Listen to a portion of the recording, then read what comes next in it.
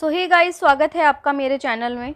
I hope कि आप सब बहुत अच्छे होंगे। तो भाई सरोज दीदी का जो है व्लॉग आया था और जिसमें वो बहुत ज़्यादा गुस्से में नज़र आ रही थी, लेकिन काफ़ी लोगों के कमेंट्स ऐसे आ रहे थे उन्हें कि इनको जो है ना सिर्फ व्यूज़ के लिए अपने परिवार को जो है बदनाम करती रहती हैं, उल्टा सीधा कुछ भी बोलती हैं उनके बारे में। तो भाई जिसके ऊपर बीतती है ना, पहली बात तो उसी को पता लगता है। ठीक है, 20 साल उसने करा भी है उन परिवार वालों का, जैसा कि उसने अपने मुंह से बताया और किसी ने मना नहीं किया, चाहे उनकी नंद हो, चाहे उनका देवर हो, चाहे उनका पति हो। सभी ने अपने मुंह से बोला कि हाँ हमारी की है उसने। तो फिर अगर आज उसके साथ कोई नहीं खड़ा तो उसको तो गुस्सा आएगा ना, तभी वो जो है बार बार बोलती है। लेकिन वो अपने हस्बैंड के लिए बोलती है सबसे ज़्यादा। और बोले भी क्यों ना, कालू के कारण ही आज जो है सरोज सफ़र कर रही है। अच्छा, उनके व्लॉग में एक लेडी भी आई हुई थी जो कि आई थिंक फरीदाबाद से शायद वो आई थी।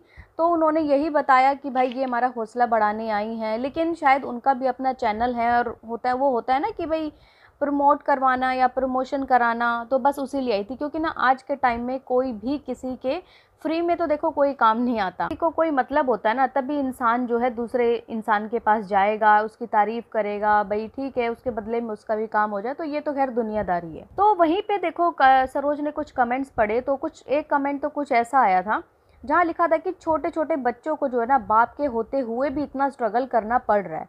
तो ये चीज़ तो देखो सब लोग देख रहे हैं कि भाई उनका बाप है। एक होता है कि इंसान है ही नहीं, बाप है ही नहीं, तो मतलब एक इंसान है ही नहीं, तो देखो खुद ही करना है। ठीक है, उसमें चाहे परिवार साथ दे या ना दे, लेकिन अगर आपके सिर के ऊपर है ना, आपके सिर के ऊपर बाप है, तब भी छोटे छोटे बच्चों को इतना स्ट्रगल करना पड़े।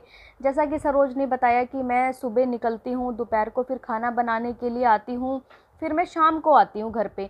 इसका मतलब कि सरोज कहीं ना कहीं काम कर रही है, कहीं ना कहीं वो भी मेहनत मजदूरी कुछ ना कुछ तो कर रही है। वहीं पे गोलू के लिए भी बताया कि गोलू भी जो है काम ढूंढने के लिए सुबह निकल जाता है। और वो बच्चा, उसने अभी 12th के पेपर दिए, आई थिंक अभी रिजल्ट भी नहीं आया होगा, उससे पहले ही उसने पढ़ाई से जो है कट ऑफ कर लिया। अच्छा, कट ऑफ क्यों कर लिया? उसके पीछे रीज़न है सिर्फ और सिर्फ घर की मजबूरी। क्योंकि इतनी सी उम्र में बाप के होते सोते उस बच्चे के सिर पे इतनी बड़ी जिम्मेदारी आ गई है, माँ की, उसके बाद 2 भाई बहन हैं उनकी, और वो लड़का कहीं ना कहीं समझदार भी है, तभी उसने शायद ये फैसला लिया।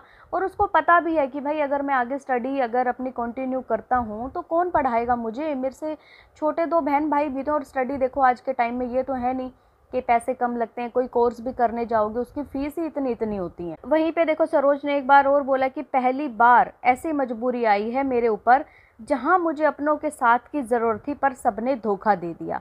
उसका ऑपरेशन भी हुआ था, आपको पता है।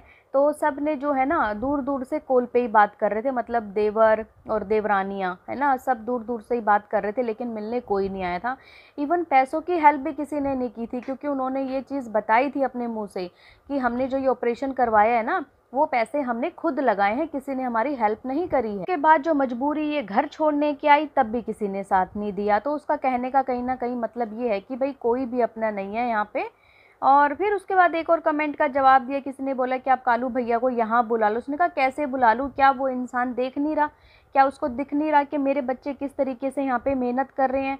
और दूसरी बात कि उसको बुलाने की ज़रूरत ही क्या है, वो बच्चों का बाप है, वो बिना बुलाए भी उनके पास आ सकता है अगर वो अपना फ़र्ज़ समझे। तो पता नहीं मतलब कैसा बाप है यार, मतलब दिल में मोह माया है, ममता है या नहीं है। मतलब भाई के छोटे छोटे बच्चों को खिलाने के लिए उसके पास टाइम है, अपने बच्चों को पूछने के लिए ज़रा सा टाइम नहीं है। अच्छा, मैंने उसका एक व्लॉग देखा था अभी पीछे, किड्स वाला, शायद मलिक किड्स था, पता नहीं फैमिली वाला था। उसमें वो जो है ना अपने बच्चों को कहीं ना कहीं याद भी कर रहे थे। अब देखो याद तो आती ही होगी, ऐसा नहीं है कि याद नहीं आती होगी, इतना पत्थर मन भी नहीं होगा कि भाई अपने बच्चों को याद नहीं करेगा। क्योंकि जब तूबा को उठा रखा था तो बार बार यही बोल रहे थे वो कि देखो तूबा की शक्ल जो है ना मुस्कान से मिलती है। बार बार अपने फ़ोन से फ़ोटो निकाल निकाल के मुस्कान की दिखा रहे थे, देखो मुस्कान भी बचपन में ऐसी ही थी, ऐसे ही थी। तो कहीं ना कहीं उसके मन में तो होगी कि मैं जाऊं, लेकिन वही है कि भाई वो अपनी गलती मानने को तैयार नहीं है।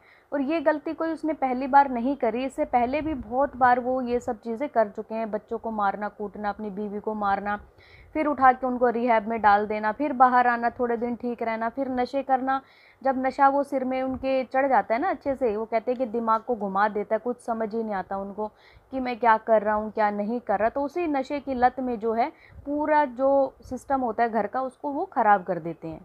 इसी बीच जो है सरोज ने फिर ये बात भी बोली कि इस परिवार में बहुत ज़्यादा घमंड है। ये जो परिवार के लोग हैं ना, सभी के सभी बहुत घमंड है। इनको पता भी है कि हमने गलती कर रखी है, फिर भी अपनी गलती नहीं मानते ये लोग। तो ये तो बड़ी गलत बात है ना। अगर वो आज देखो स्ट्रगल कर रही है, सबको पता है, इनकी नंदों को भी, देवर को भी, इनके पति को भी, सबको पता है। और कोई देखो हेल्प करे ना करे, इनके पति को तो सोचना चाहिए कि बच्चे तो मेरे हैं, खून तो मेरा है। चाहे देवर को क्या पड़ी है या नंदों को, किसी की क्या पड़ी है। आज के टाइम में सबके अपने घर में दुनिया भर के जो है ना दुख हैं, सबकी अपने घर में परेशानी है। कौन किसी के मतलब कि टाइम है किसी के पास देखने का, नहीं। लेकिन एटलीस्ट कालू को तो ये चीज़ सोचनी चाहिए।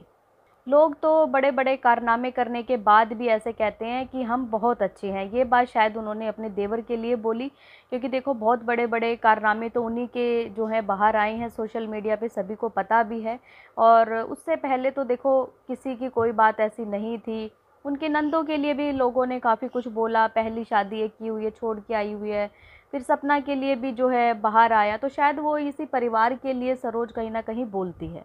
अच्छा, इनके व्लॉग में एक चीज़ और बताई कि भाई नंबर बंद करवा दिए। एक सिम थी इनके पास, नंबर था, वो बंद करवा दिया। तो ऐसा क्या था उस सिम में कि भाई उनको डर था ऐसा कि सिम को बंद करवा दो, कहीं ऐसा कुछ जो है ये लीक ना कर दे गुस्से में आके। ये सरोज ने बिल्कुल नहीं बताया। बस यही बताया कि जिनके मन में चोर होता है ना, वही ऐसे काम करता है। जिनको लगता है कि कहीं कोई भेद ना खुल जाए, कहीं कुछ ये कर ना दे, तो वही लोग ऐसा काम करते हैं। आप लोगों का क्या कहना है सरोज के लिए, कमेंट करके मुझे ज़रूर बताना। और अगर आपको ये पॉडकास्ट पसंद आए तो प्लीज़ चैनल को लाइक करें, सब्सक्राइब करें, शेयर करें और बेल आइकन को प्रेस करना बिल्कुल ना भूलें। सुबह बाय, मैं मिलती हूँ आपसे एक न्यू पॉडकास्ट में। तब तक के लिए बाय।